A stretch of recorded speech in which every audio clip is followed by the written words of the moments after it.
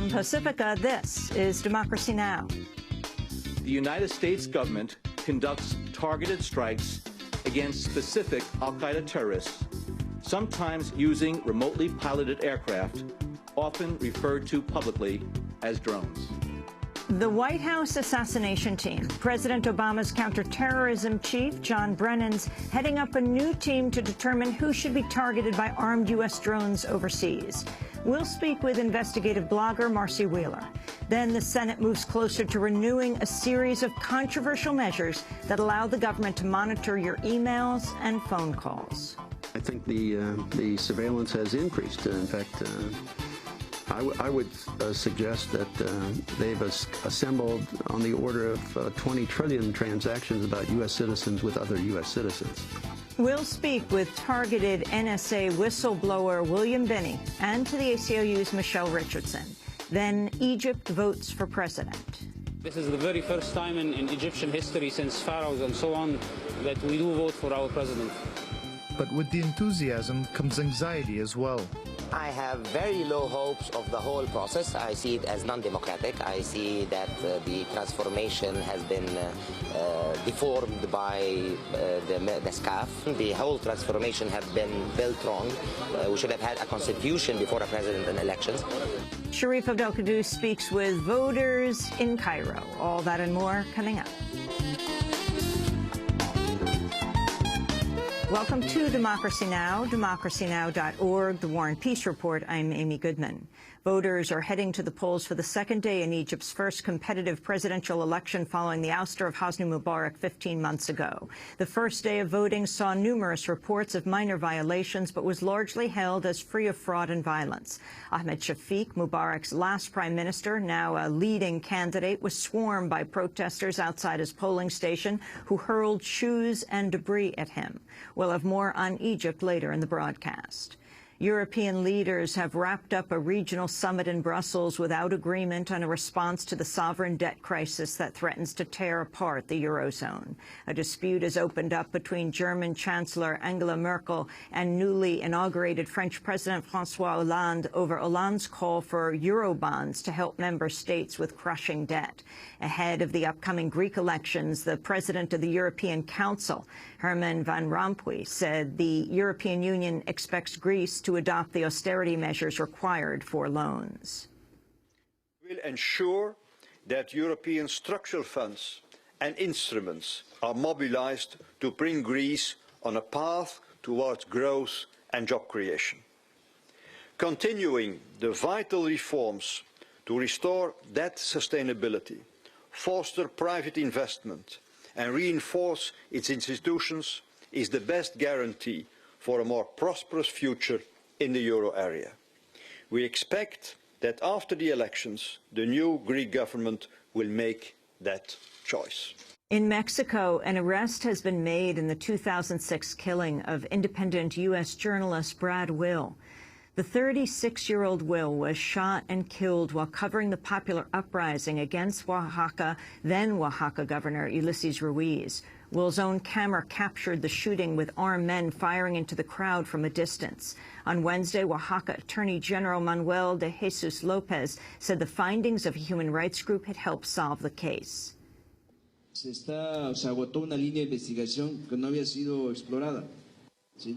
We followed a line of investigation which hadn't previously been explored, a hypothesis that had been provided by the National Commission for Human Rights at the time, and, as it has been explained, when that line of investigation was followed, we arrived at the same hypothesis.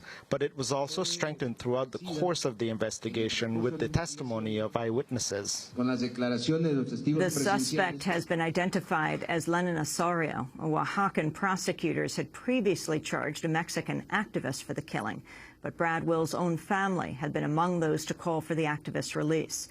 José Luis Garcia of the Oaxaca Teachers Union called the arrest a vindication for the group.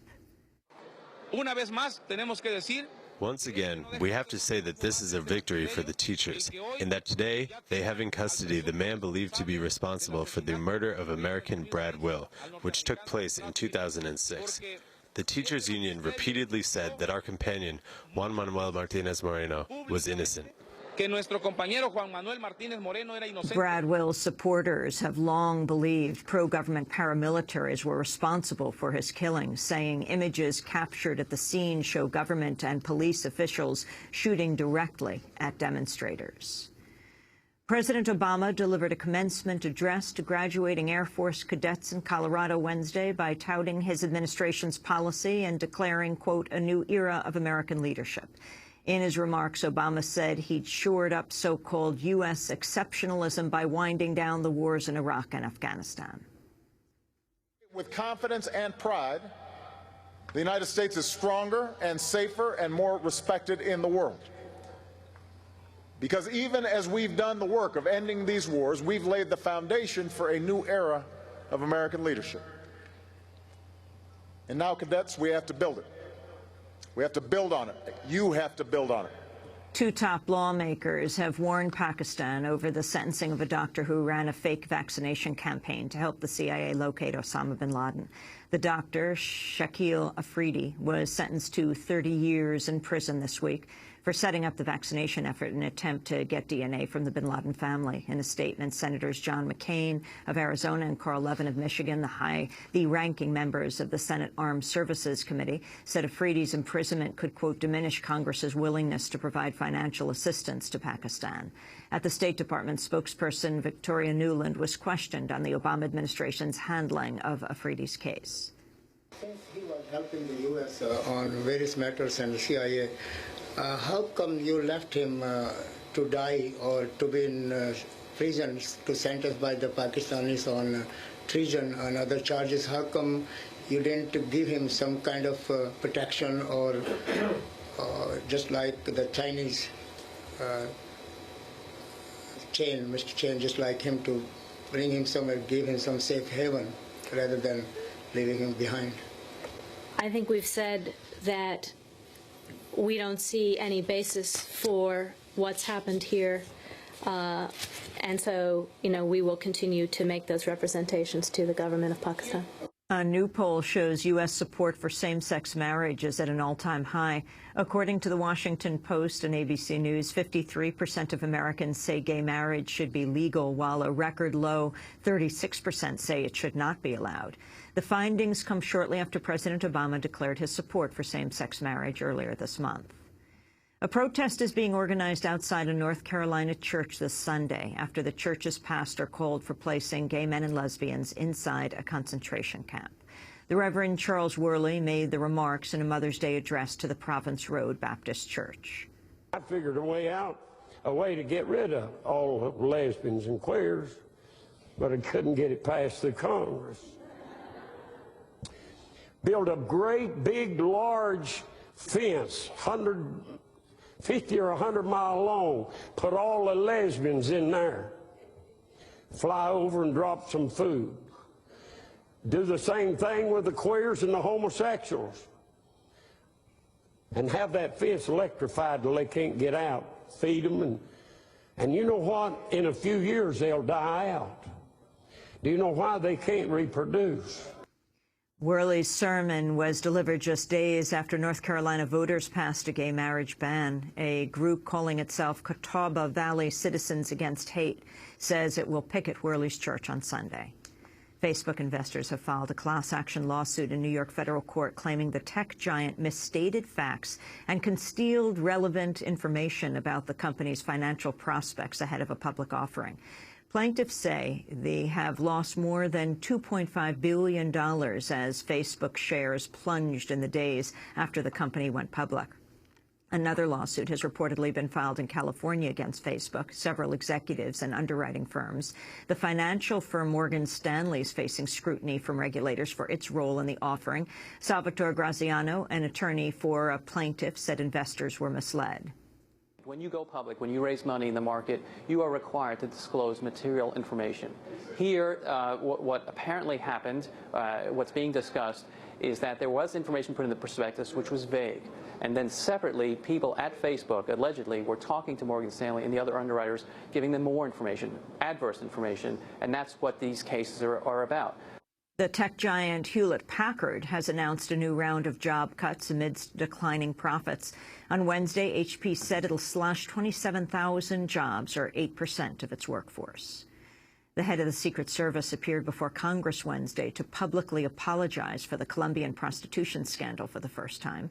Secret Service Director Mark Sullivan spoke at a hearing of the Senate Homeland Security Committee. Clearly, the misconduct that took place in Cartagena, Colombia, is not representative of these values or of the high ethical standards we demand from our nearly 7,000 employees. I am deeply disappointed, and I apologize for the misconduct of these employees and the distraction that it has caused. 7 people were injured after a fire broke out Wednesday on a nuclear-powered submarine at a naval shipyard in Maine. The fire reportedly did not damage the nuclear reactor, which was inactive at the time. The cause of the blaze is under investigation. A British journalist has accused CNN host Piers Morgan of teaching him how to hack into other people's phones a decade ago. BBC journalist Jeremy Paxman told a judicial inquiry into media standards that Piers Morgan had boasted in 2002 about how easy it was to access the voicemail of other people's cell phones. At the time, Piers Morgan was the editor of the British tabloid The Daily Mirror after previously editing Rupert Murdoch's News of the World. Piers Morgan now hosts CNN's Piers Morgan Tonight. He has previously denied authorizing phone hacking. And members of Occupy Wall Street say they plan to file a lawsuit against the city of New York today in federal court seeking redress for destruction of the People's Library. With thousands of books, the library was a proud fixture of the occupation of Zuccotti Park, which came to be known as Liberty Square. But protesters say books, along with other materials and equipment, were destroyed when the police raided the encampment in the middle of the night, November 15th. In a statement, activists said the raid, quote, struck not only at constitutional rights, but at a fundamental tool of enlightenment. And those are some of the headlines. This is Democracy Now!, democracynow.org, The War and Peace Report. I'm Amy Goodman. And I'm Juan Gonzalez. Welcome to all of our listeners and viewers around the country